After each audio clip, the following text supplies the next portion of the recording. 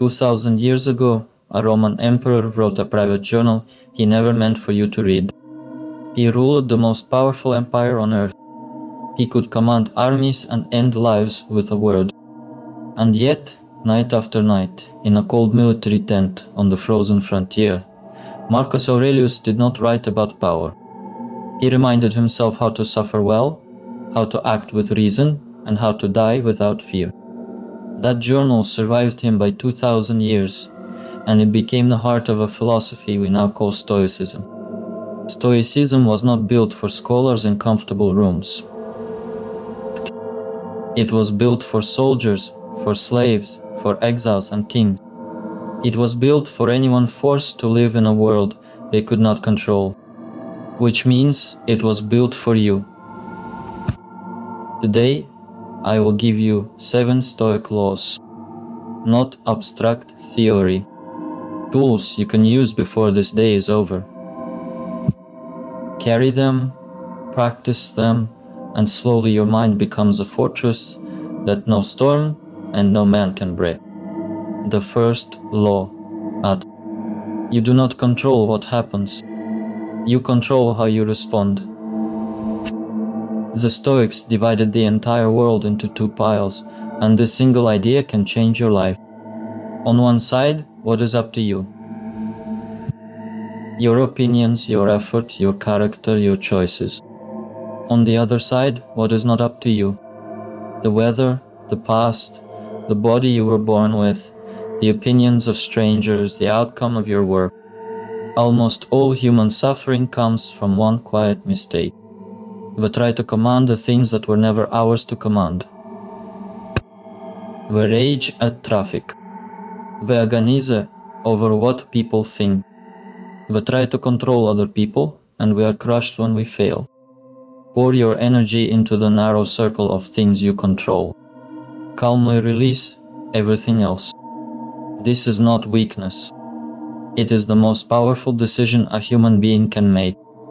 The second law, do not suffer imagined troubles. We suffer more often in imagination than in reality. The mind is a brilliant painter of disasters that never arrive. Seneca, a Stoic who advised emperors and faced his own execution with calm, said it plainly. There are more things likely to frighten us than to crush us. We suffer more in apprehension than in actuality. When fear rises in you, stop and ask one honest question. Is this happening now, or am I rehearsing a future that may never come? Most of your fears are stories you are telling yourself in the dark. Learn to stop telling them. The third law, welcome difficulty as training. The Stoics did not pray for an easy life. They deliberately trained for a hard one. Some of them would spend days eating only the plainest food and wearing rough clothes on purpose. They would ask themselves, is this the condition I so feared? So that when hardship came, it would find them already prepared. A muscle that is never strained stays weak. A man who is never tested stays soft. Every obstacle you meet is a teacher wearing a disguise. The same fire that destroys weak wood is the fire that tempers strong steel. So do not ask life for a lighter burden. Ask instead to become a stronger person. The fourth law, master your judgments and you master your emotions. Epictetus was born a slave. His leg was broken in captivity and he limped for the rest of his life. And yet he taught the world this.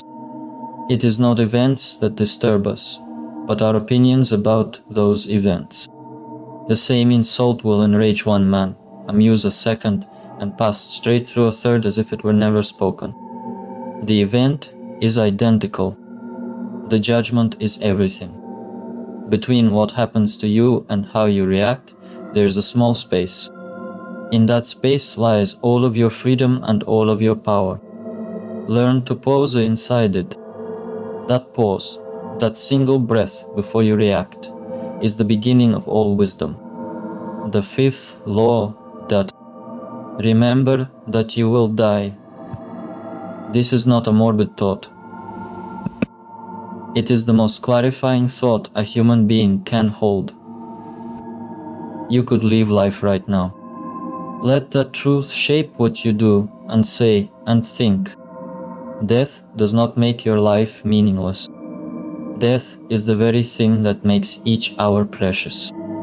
The man who truly remembers that he is mortal stops wasting his short days on grudges, on scrolling, on things that will not matter in a year. Do not live as if you had 1,000 years ahead of you. You do not. The time to live well is now.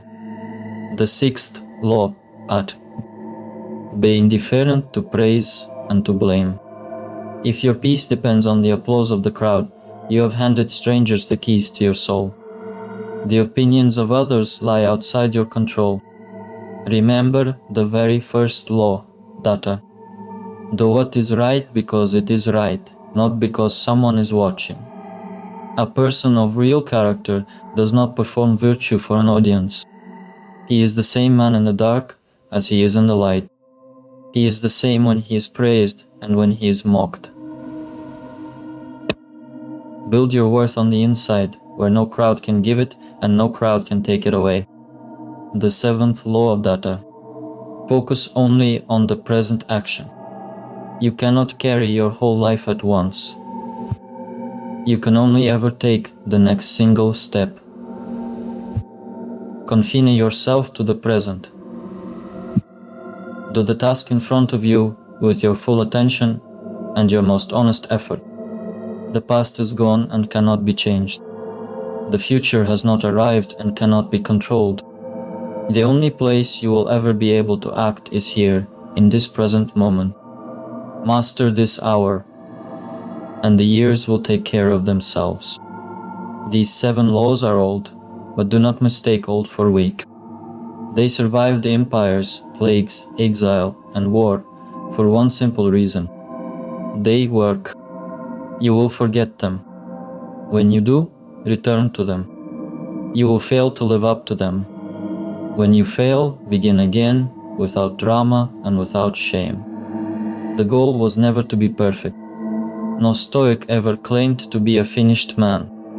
The goal is only this: to be a little more steady, a little more reasonable, a little more unshakable than you were yesterday. The obstacle is the way. The fortress is your own mind. And the work, as always, begins now.